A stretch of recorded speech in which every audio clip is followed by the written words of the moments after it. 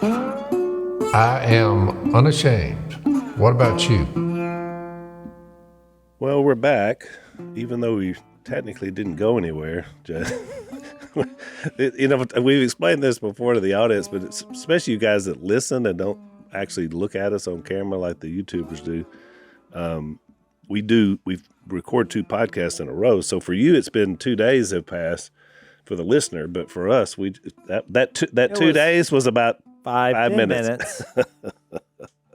So we're still here. We're still studying and going forward. I mean, look, I don't know, for some reason, when you get to the death of Jesus and the trials and all the different people's responses, and I mean, you feel like you don't want to get this wrong here. I mean, you want to open up all the different avenues. You got 4 different writers who gave 4 different perspectives of the same thing.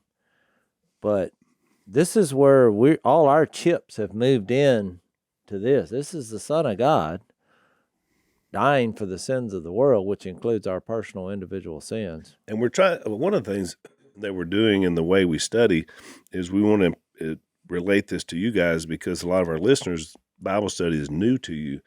So when you're studying something like we are in the book of Mark, that's why we keep bouncing around to Matthew, to Luke, and to John, because you want that composite. You get the whole big picture. My word to everybody is read the last 2 chapters. We're in the last chapter of Mark now.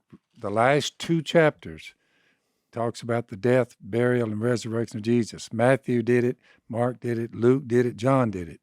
Start right there, and as soon as you get past that, in the book of Acts, read the first paragraph.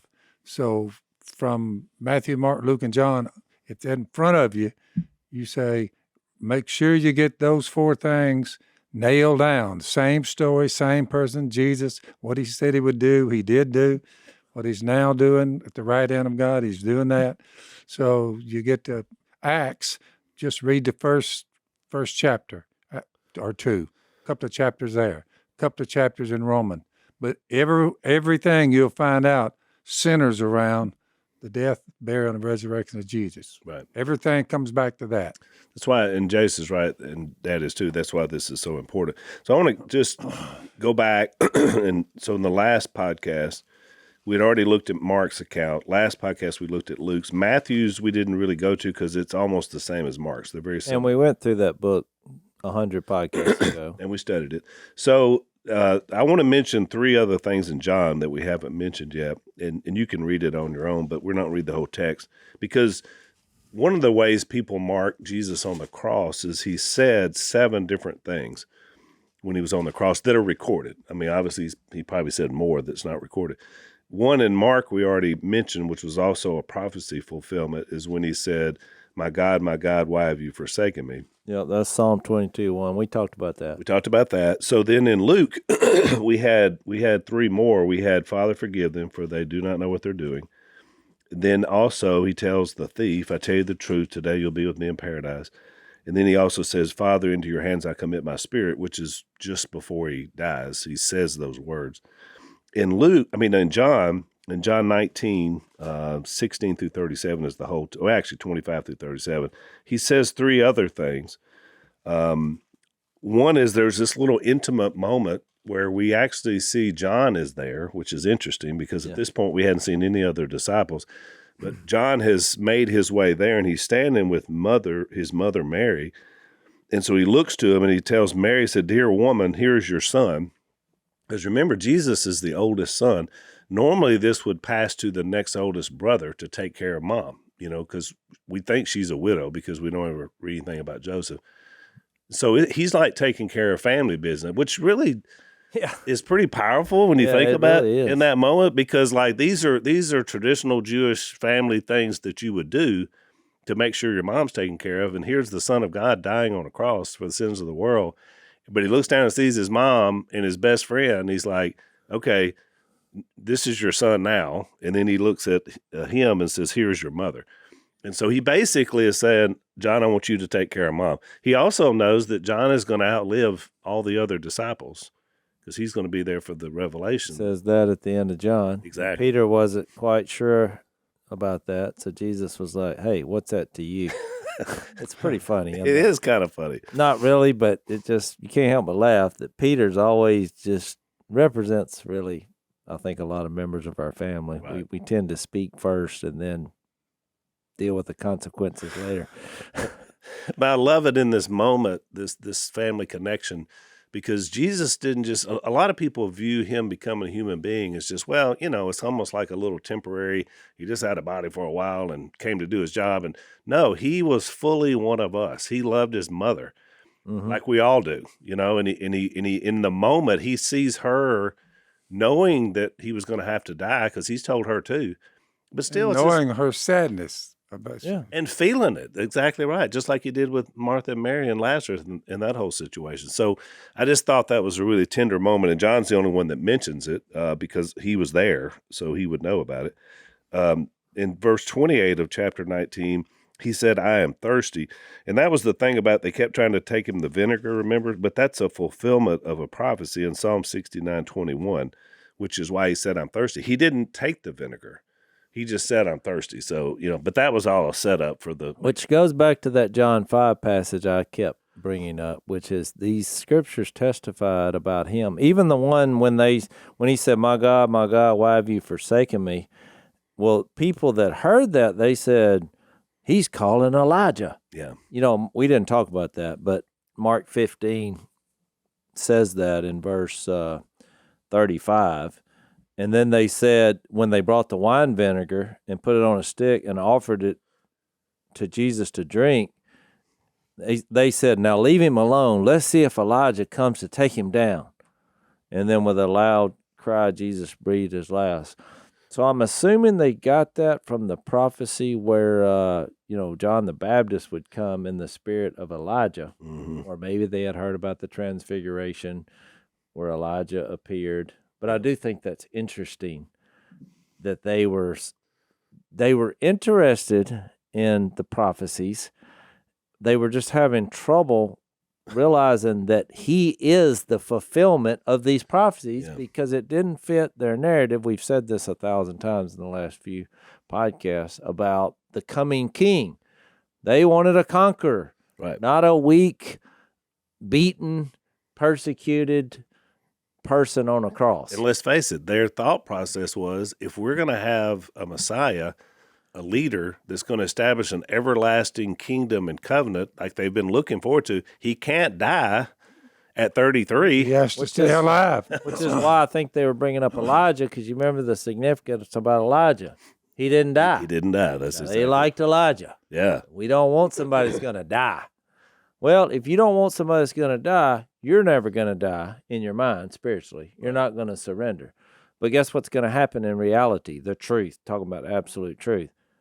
You're going to die one way or another. Yeah. And the irony of it, Jace, is that John the Baptist did come. The Bible says in the spirit of Elijah, and yet they didn't listen to him either. No. So Elijah did come, but you're like, nope. No, because ultimately what happened to John the Baptist? Cut his head off. People don't want to follow headless people. That's right. They don't want to follow kings who are crucified. It's pretty amazing that John chapter 20, just below there, verse 9, they still did not understand from Scripture that Jesus had to rise from the dead. Yeah. They still didn't. According to John, well, I cut them more slack than you, because look, it's just not in our nature to believe.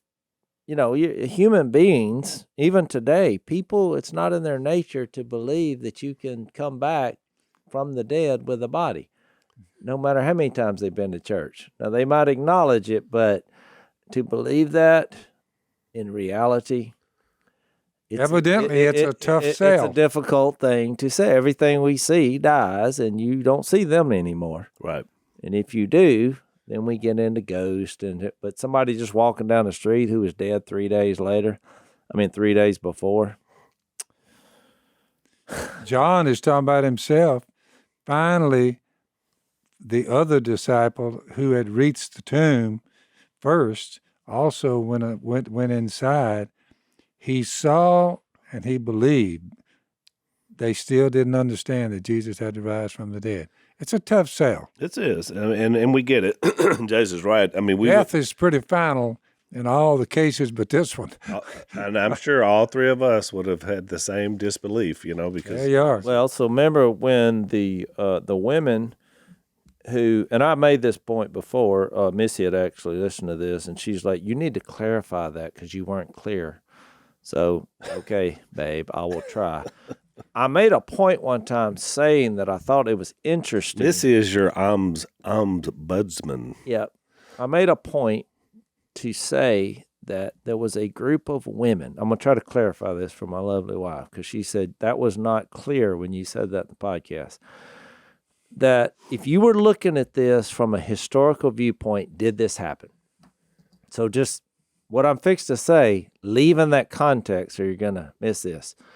The only people who physically saw with their own eyes Jesus die at the cross, they saw him being buried, as in the dead body, and his resurrection, were a group of women. That's right. Now, everybody else were in parts of that. Right. Well, the reason I'm making a big deal about this is because if you were trying to prove that Jesus really did this and you went to a court of law, that group of women would be your most key witnesses. And they can't testify. Well, they couldn't testify. Because they're women. But they would be the key witnesses in reality because they saw each leg of the journey. Because if you didn't see him die and you just saw the burial, they'd say, well, how do you know that's really him? That's somebody else's body. Mm-hmm.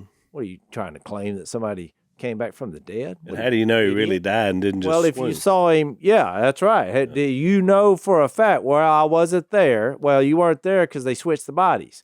So I was only bringing that up, and I heard somebody else give that dissertation because the point I was making was if you were making this up back in their culture, the last thing you would do would have your key witnesses be a group of women whose testimony was worthless anyway. It was invalid. You would never say, okay, I'll tell you what, let's do the opposite thing of what gives this credibility, which is to have a group of women who saw each leg of the gospel, the death, burial, and resurrection. Because then everybody will read that and say, well, it must have happened because we have a group of people. Well, you wouldn't do that because they didn't take the first few hundred years, no one would take their It was way testimony. more persecution than them not being able to vote. Oh, yeah. You think women have been oppressed in the last couple hundred years, and rightfully so. You go back to that culture, and nobody paid any attention to what they were saying. And so I just made the point, because the point that I heard was it tends to make you believe this really happened, because if you were making it up, it's the exact opposite thing that you would do to create validation. Oh, you'd have had famous guys up there. Well, yeah, you would logically conclude this happened. So let's take a break.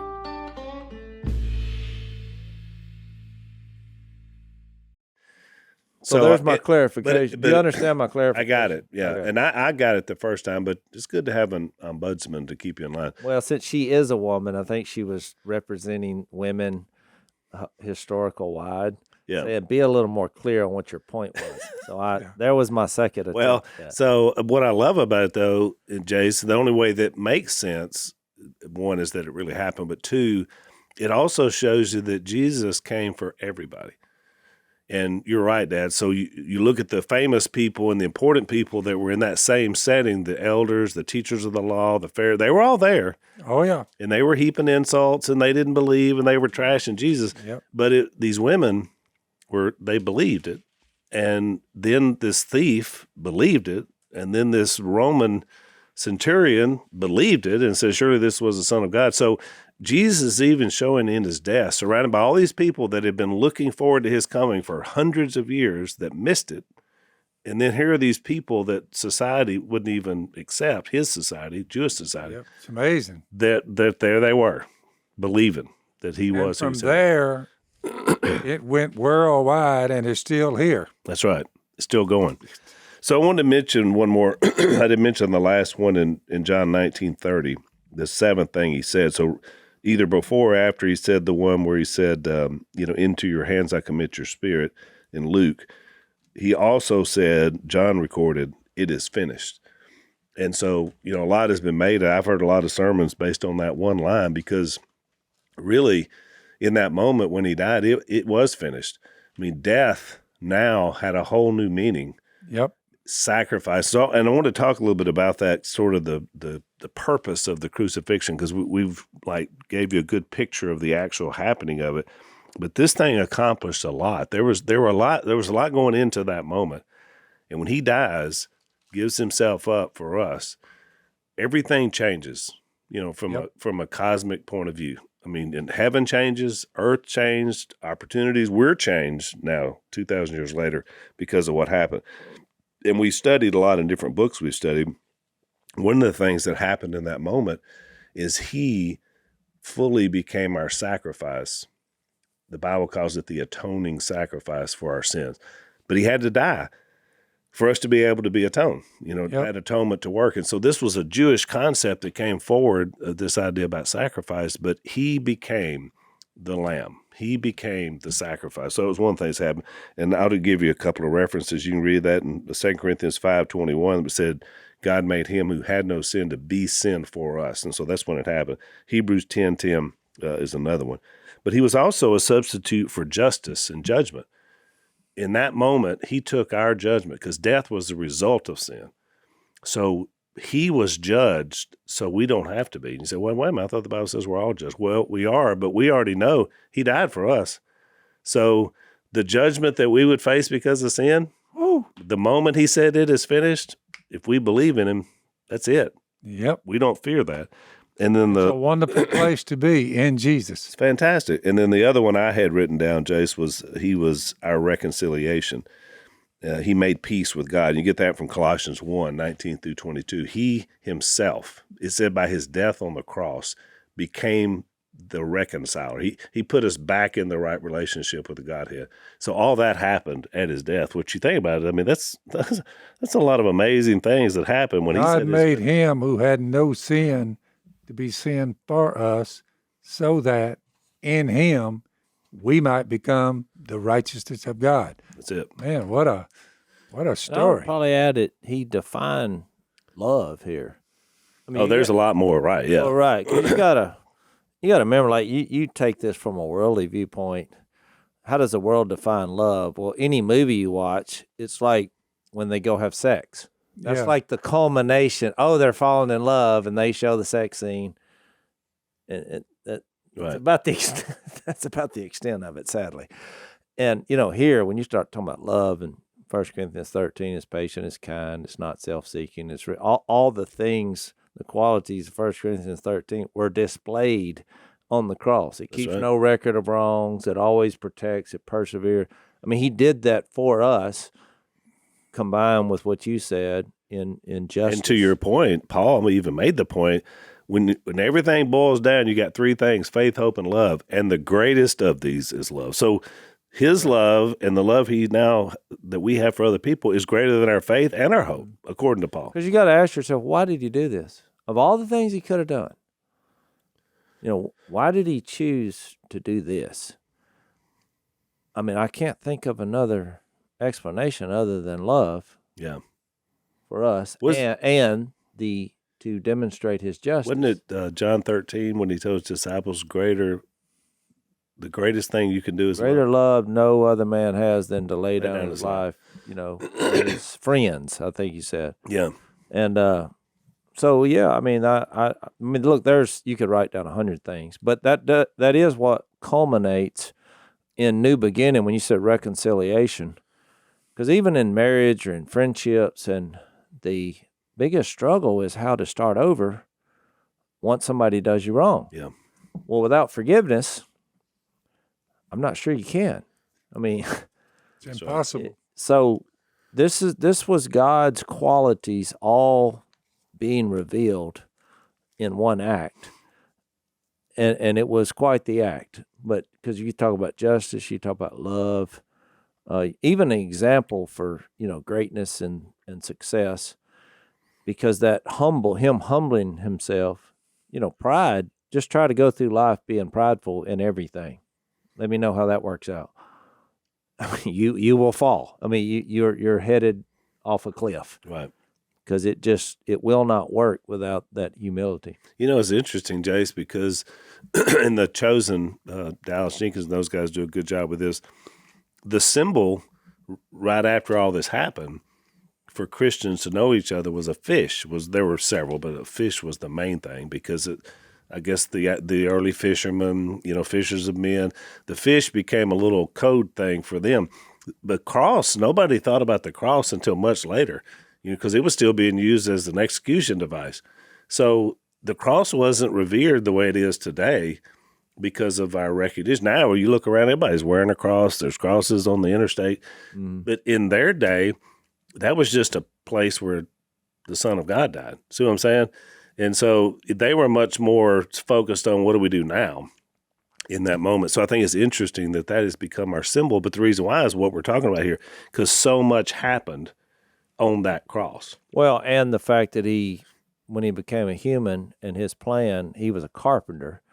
And so in the physical way, and he recruited a bunch of fishermen. Mm-hmm. Well, you're seeing all this became something that we think about because that was God's plan. I mean, you just think all those boards that he was building things in his early life, he had to be thinking in the back of his mind, this meaningless task that being a carpenter, you just think you build little houses and tables and different things.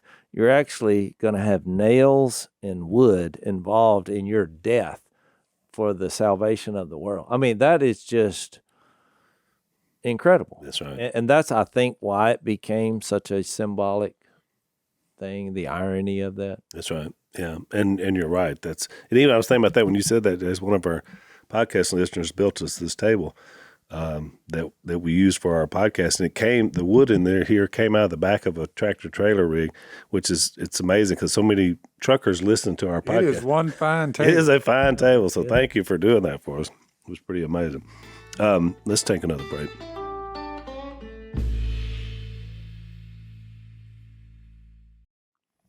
So, Jace, I wanted to get to the burial, unless there was something else you were going to say about. No, I've been waiting for this because, look, I made a comment a couple of podcasts ago, and I kind of want to clarify that because there's two fundamental beliefs, because you don't want to get into too much controversy when discussing these matters and miss the overall point. This is the gospel. This is what saved us. Jesus' death, burial, and resurrection. Well, the least talked about thing on that is the actual burial. Yeah. And so one, the go-to, I guess, is the burial was significant in that it proved he was dead. It wasn't because a lot of people say, well, he didn't really die. He was just asleep. 3 days, that's a long nap. I mean, I think he did just, in essence, wait the 3 days for us, in that there was no doubt he was dead. I mean, he died. Right. So then the question comes up, well, where did he go? What did he do? Because there's a couple of passages that seem to imply that there was some activity here. I don't know how deep we want to go into this, but most people believe that when you die, there's like a waiting place. So when he told the thief, today you'll be with me in paradise. Now, most scholars say, well, that wasn't heaven. That was like the waiting place for the one who died. So if you're in good standing, you would be in the arms, of the Lord in this spiritual. How would you describe that? Spiritual Medium place. Medium place. Right. And so now let's say you were outside of Christ, you would also go to a waiting place that was not quite as accommodating. Maybe Sheol. They had terrible magazines in this waiting room. Well, right. Now, for a lot of you laugh and say, well, this is just kind of crazy to believe. I don't know if I can believe that. Well, you'll have to get into the Greek words there's a lot of different words for hell. Yeah. And death, and you have Hades and Sheol. Yeah, I'm trying to think of all these. Now, look, you can and go of course, down. a modern, I don't know how modern the word is, but a more recent word is purgatory. You hear that a lot with different groups, that's another word they put up. But I will say this. I think it's a valid question, and we want to talk about it because I think everybody wants to know what happened to Jesus during these 3 days. And what I was going to reference is a couple podcasts ago, I referenced myself. I said that Jesus, in quotation marks, went to hell for us. Well, I want to clarify that because there is a belief that people believe that Jesus went to actual hell and preached a sermon, and they base this on 1 Peter 3. We'll read it in a minute. And they base it on Ephesians 4. When it talks about Jesus ascending, it said he led captives on his train. And there is a reference in 2 Peter, which we're going to study 1st and 2 Peter next, so we'll get in more detail, that says some of the angels and rebels in the spiritual world were bound. And it says they were put in dungeons and prisons. Where's that at, Al? 2 Peter 2? 2, yeah. It's verse 4. So the reason I'm bringing this up. Said it sent them to hell, but then also there's a Greek word here, Tartarus, this place, putting them in gloomy dungeons or chains of darkness is what someone said, to be held. So read the 1 Peter 3 one too. So, if we're going to go ahead and go into this, let's go all the way with it. All right. So it says, we'll start, I guess, in verse 18, 3:18. For Christ died for sins once for all, the righteous for the unrighteous, to bring you to God. He was put to death in the body, but made alive by the Spirit, through whom, and there's a reference, through which or through whom, also he went and preached to the spirits in prison who disobeyed long ago when God waited patiently in the days of Noah while the ark was being built. In it, only a few people, 8 in all, were saved through water. This water symbolizes baptism that now saves you, not the removal of dirt from the body, but the pledge of a good conscience towards God. So look, if you're listening to that for the first time, you're like, oh, well, there it is. Right. He was preaching. That's the captives. He freed these people in prison. So here's my take. If you go back and read in the Gospels, everything that is written, well, we just read, he told the thief, well, today you'll be with me in paradise. Yep. Well, which one is true? Did we not go to paradise, or are we going down to the spirits? And he said, Father, into your hands I commit my spirit. Well, did his spirit not go to the Father? It seemed pretty clear that it went to the Father. Sounds like that's what he said. So you say, well, didn't you say that he went to hell? And here's what I said, and here's what I believe. First of all, anybody who claims to have the 3 days of Jesus' burial figured out 100% clear, he's a bald-faced liar. Because I'm just being honest. I don't think we're supposed to know that, because he would have been more clear. Right. It's not clear. I think everyone should agree with that. And I think if you could have the ability to understand that, that would give you some kind of God complex. He didn't reveal that in detail.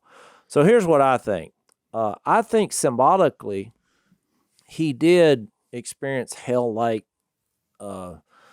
existence, and I say symbolically, because he took our punishment, our payment, and I do agree with some of that teaching in that, because if Jesus hadn't have died, we're going to hell.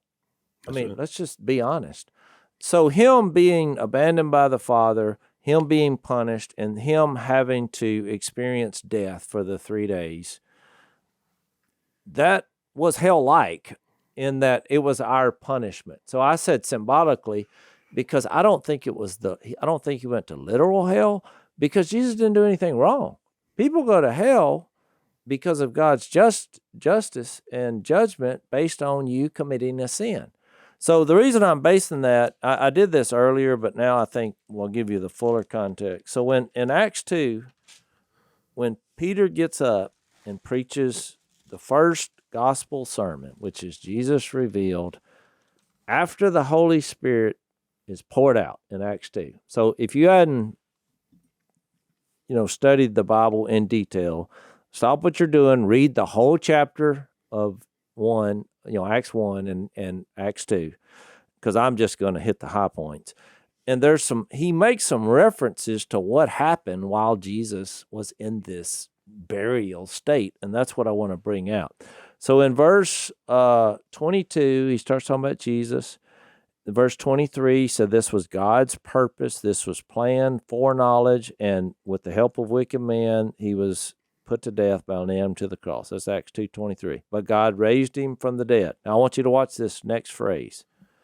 So he raised him from the dead, freeing him from the agony of death. So Peter characterized that 3 days as there was some agony here. That's why I'm saying symbolically, I do believe that he experienced some kind of payment for our transgressions, because that's where we would head if he hadn't died and been buried. I don't think he would use that phrase if there was not something negative about his position there. It says he freed him from the agony of being dead. But now watch this, because it was impossible for death to keep its hold on him. Well, we know that because he had the Spirit, it was impossible for him to be dead, but he was dead for 3 days. So that's why I said, if you claim to understand how all that works, I don't really believe you, because God cannot die, but he did. So which is it? Well, I don't know. I don't know how to explain that in a way that's humanly rational, other than Jesus taking our place. He's God and man. He did die. He was buried, which was agonizing for God because he can't die, but he did. So he was freed. So you see where I'm going with this? Yep. So the last thing I want to read is in verse of Acts 2, verse 31. Seeing what was ahead, he spoke of the resurrection of the Christ, that he was not abandoned to the grave. So there it is again. Those 3 days, he was abandoned to the grave. His body. His body, yeah. Nor did his body see decay. Now, that's another thing. That's why I don't believe he actually was in literal hell, for the same reason that his body, according to this, did not decay. Right. Because it's impossible for God to die. So I said all that to say this. What I think the 1 Peter 3 reference is about the spirits, preaching to the spirits, and what I think the Ephesians 4 is about leading captives on his train, and in reference to the angelic world being locked up in prison, I do think that God, in that 3-day period, bound a lot of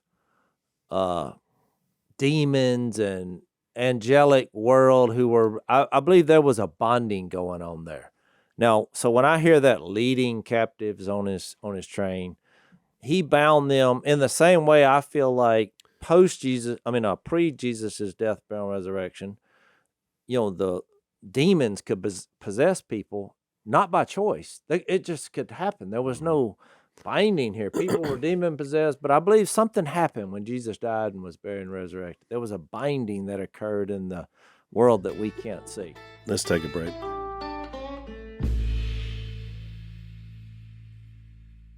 Which would also explain, Jase, why there seemed to be so much demonic activity around the years Jesus was here. And the most ever. Ever. I mean, we don't, I mean, of course, the Bible records it because it's talking about him, but you don't ever hear this much demonic activity since then or before then. Now, having said that, do I believe that happens in some capacity today? I really do. Sure. But I don't think it's happening as freely, because I do think you have verses like resist the evil one and he'll flee from you. I do believe there's some restrictions put on that.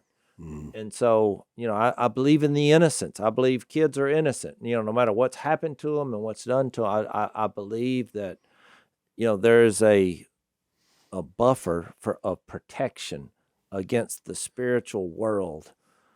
And it all happened in the death, burial, and resurrection. So, look, I know that was a long speech, and I know y'all know all that, but I basically felt like if we're going to talk about it, let's go ahead and talk about it. Because it's such a widely debated, topic. I think you were right to bring it up. My take is from the Peter passage is the more simple take is that when he talks about the Spirit and speaking to these people in the days of Noah, I think he meant the same spirit Noah had is the kind of spirit we're talking about. The Holy Spirit. I don't have a problem with that. Right. The translators, now we're getting real technical here, but I feel like we should. There's a word now. In most translations, it says the spirits that, they put the word now in there. Let me go over there and look at it. I would just say now, they say the spirits that are now in prison. Well, that word now, that's not in there. It's not in there. So they put it in there because they don't know what it means either. They're trying to clarify. Right. But if you take the word now out, well, it could be what Al's talking about. In the same spirit, whatever was being preached in the days salvation. of Noah, right, represented the shadow that Jesus would have the same. And look, it's probably rebellion and sinful and violence. And I would just simply say for everyone involved, make sure whatever you think about these texts, some of them are a little bit difficult to understand, but make sure at the end of the day, you put your faith in Jesus, his death, burial, and resurrection. well, right. exactly. And go on about your business. Wherever he We're was. not going to know every little detail you're about what right. happened to Jesus while he was dead. You say, yeah, we can surmise, and like Jason's doing, but just remember, make sure you put your faith in his death. Don't miss that. And burial and resurrection. Right. Because we'll find out. He'll tell us. Find out later. There's too many missing pieces of the puzzle. Jace has mentioned a good one. There are a lot of things that had already happened from our perspective of time. In the heavenly realms, we get little glimpses of it, Revelation 12 and other places, but we don't know. Those are other beings. We get these little bitty clues about what was happening with Satan and these evil angels, but there was a lot going on that we'll never know about till we get there. Well, and the reason I brought it up, because I had a guy at church yesterday too say, hey, now I heard you say the other day in that podcast that you believe Jesus went to hell, and that's just not true. Do you want to clarify that? No, it's a brother I know, and he didn't mean anything, but he wasn't, he was playfully saying that. And he said, so what do you really think? And I said, well, here's what I really think. Yes, no, and maybe. Well, he looked at me like, well, and I told you symbolically, I do think that you can make those connections because Jesus did take our place and, in essence, take our punishment. Yep. And what is our punishment? When you're banished from God, and you call it darkness, fire, hell, whether literal or figurative, it's all bad. And I'm like, with Phil's point, in the end, make sure you're not there. That's right. That's the point. Don't be arguing about what's going to happen there and then wind up there. Yeah. That's just dumb. But I also realize that there's not enough detail given.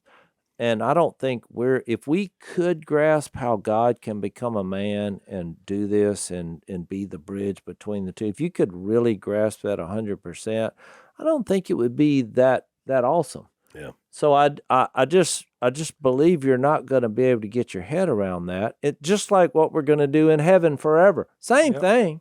Yep. We all argue about what heaven is like, and a lot of people that I completely disagree with who think it's just streets of gold and Peter at the gate, and I'm like, I think that was symbolic language for our experience being in the kingdom. It's the best we know. It's the best we know. And you start reading Revelation, you see all these jewels and this magnificent views and all this. You got to remember, there wasn't but about 8 in all who had any kind of faith in God when he put the flood on them. Well, right. Everybody went rogue except 8 of them. So this thing can get out of control, and every last one of them will rebel against God. Well, and there He wasn't just but said- 120 in the room after he was risen from the dead. And when Noah preached to him, he was preaching to that little handful, in my opinion, and the spirits that had come before him, and all of them went rogue. I mean, it was a position of hellfire right there. Right, and you gotta remember. Let's take our last break.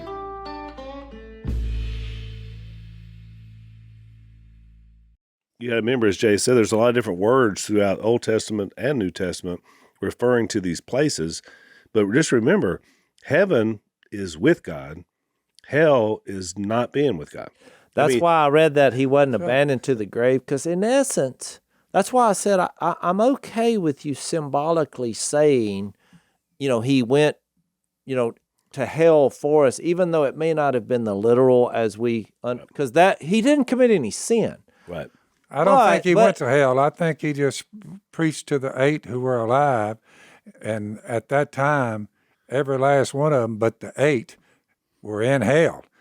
I don't know. I mean, Al believes that it's just symbolic of what Noah preached. In other words, the same Holy Spirit, which the Holy Spirit is just the Spirit of Christ. I mean, it's part of the triune of God, but he was working throughout history, and Jesus was there too. Wasn't that funny how we all have 3 different takes? Yeah. See, I believe the 1 Peter 3 was talking about the spirits. I think it was the demonic world. And that's I think intriguing. He bound those in that moment. He wasn't going, because he can't go to hell because he did anything wrong. There's no, he was innocent. But he bound them because of his conquering of the grave. And his, then we're getting into this Hebrews 2, where he's like, he freed those who all their life were held in slavery by their fear of death, and he bound the evil one. Yep. Something happened. The evil one and his posse were controlling people in their fear of death. Yeah. Well, all of a sudden, when Jesus was resurrected, when he died, was buried, and resurrected, he took that away. You could now look death right in the face and say, what you going to do about it? The culture, and when that was going on with Noah, just got to remember, he said, I've looked down, and their every thought was wicked. Every thought they had was all wickedness, except for 8 of them. He said, I'm gonna wipe the earth clear of them, and then he brought the flood on them. Yep. But when Jesus did that, he's basically saying to everybody, the spirits of the reason they ended up where they were, they didn't have any faith in him. They didn't believe in God, for sure. Nope, didn't believe in God. Jace, you remember that scene in The Passion? I thought Mel Gibson, who directed that film, had a great scene when Jesus says it is finished. They cut to the being or the person that was playing Satan, because it was kind of like this weird looking. No, and I remember think he screams out because there's just a scream, because it's like in that moment something happened. What's funny is that part of the Passion movie bothered a lot of religious people. This kind of demonic, weird, and they were using their subjective, right, artistic impression of what was going on. Yep. But I really like that because of these passages we're referencing. I do think that there was a clash of not just the physical world and humans, but there was also a change in the, what world do we want to call that? The angelic, the same one that when he said in Ephesians 6, our struggle's not against flesh and blood. heavenly realm. The heavenly realm. There was a something happened in there. So that's why my view goes to that. Yeah. I think whatever he did during those 3 days addressed that issue, where that now you could resist the evil one and he will flee from you. And there's a long run debate about whether once people die, where does your spirit go? Does it go to these same type places we're talking about? Is it soul sleep where there's no awareness and your spirit is just held someplace waiting for the resurrection? Because we do know from Jesus' own words in John 5 that judgment is not fully done until it's body, soul, and spirit, All right. and then eternity. So, See, I would make a case to combine the agony of death in Acts 2, because somebody has to give me an explanation. Look, I have heard 0 sermons about that. I didn't get that from anybody. I just read that and thought, Right. And nobody wants to comment on that. But I do see a connection with that in Romans 8, where you see the groans of the creation, which I think are actual people. Well, why are you groaning? Because you're waiting, and Romans 8 is all about the redemption of our bodies. What is that, 22 or 24? We're waiting for that to occur. Yep. It's not a good, you were reading the last podcast about the tent, and we groan. That's 2 Corinthians 5, eagerly awaiting to be clothed with our bodies. Our heavenly dwelling. Because look, here's why I think it was agonizing. It's the point I'm getting at. For if and I think you'll find this fascinating, that did you know that, I forgot what the number was, it was high. 70-80% of believers believe in a spiritual resurrection. Yeah, not a physical. Only. Yeah. Well, no wonder we're so depressed. Because think about it. You're trying to sell an idea. I mean, I obviously disagree with this, because here's why. If you were just a spirit, well, you wouldn't have a way to express. You would have all these desires and hopes. And why did God give us a body? Why did he become a man? Yeah. To express the heart, to live, to interact. So, By the way, why would he leave here in a body? Why would he leave here in a body? Now, look. Some people believe it's like a suit, and he just, once he got to the atmosphere, he just stripped that off and let it burn on reentry. I'm pretty confident a lot of people listening to us are in that camp. It's at 70-80%. But you got to think about that. Why, when you have 1 Corinthians 15, the body that is sown is perishable, but it is raised imperishable. What's it? There's a body. This same Jesus who you saw leave will come back. The same Jesus. He had a body. He was like, Thomas was like, it can't be. Well, Jesus got his body back. He was like, grab a hose. Look at where my scars were. So he made a really big deal about that. So there is, I do think, a groaning and an agonizing. Not that you're in agony as far as having the repercussions of your lifestyle. I think that comes later. Jesus said there's a resurrection at the end, one of the righteous and one for the unrighteous. And guess what? You reap what you sow. I mean, he's been really clear on that. Does that mean that God is not fair? Or no, we're going to the cross to show you that. And I do believe that even God, he calls people. You remember in John where he said the type of death that Jesus would die and by that he would draw all men to himself. There's a reason that people are enamored with what happened on that cross and the burial and the resurrection. And look, there's another reason we're all here on the earth trying to share Jesus with the entire world. There's groups, as far as you can see, going to every corner of the world. Why are they doing that? Because this is God's plan for us. He uses people to share Jesus so that you won't miss this. So if you wind up in hell, you won't be able to say, oh, well, it's God's fault. No. That's right. It's just not. So that intermediate period where time ceased to exist, in my opinion, which is where people get the idea of sleep. Yep. I think if you are with the Lord, and just like that thief on the cross, I do believe, what he called paradise, you're waiting, but not as far as looking at your watch. There's no watches once you die. I believe you're in a safe environment, or, however you want to describe. There's no words to describe. I don't know how to describe it. But I know when the resurrection comes and Jesus comes back, that's it. Our spirits and our bodies reunite. It is changed in a twinkling of an eye from perishable to imperishable. And to quote 1 Thessalonians 4, and so we will be with the Lord forever. That's about all I'm worried about. Well, and I mentioned 2 Corinthians 12 in the last podcast.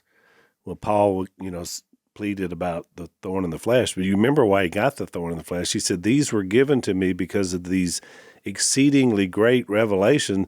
And he had just described where he said he went into the third heaven, which would have been the heavenly realm. And he said, I don't even know if I was in my body or not in my body. I'm so glad. He said, but I saw things I can't describe.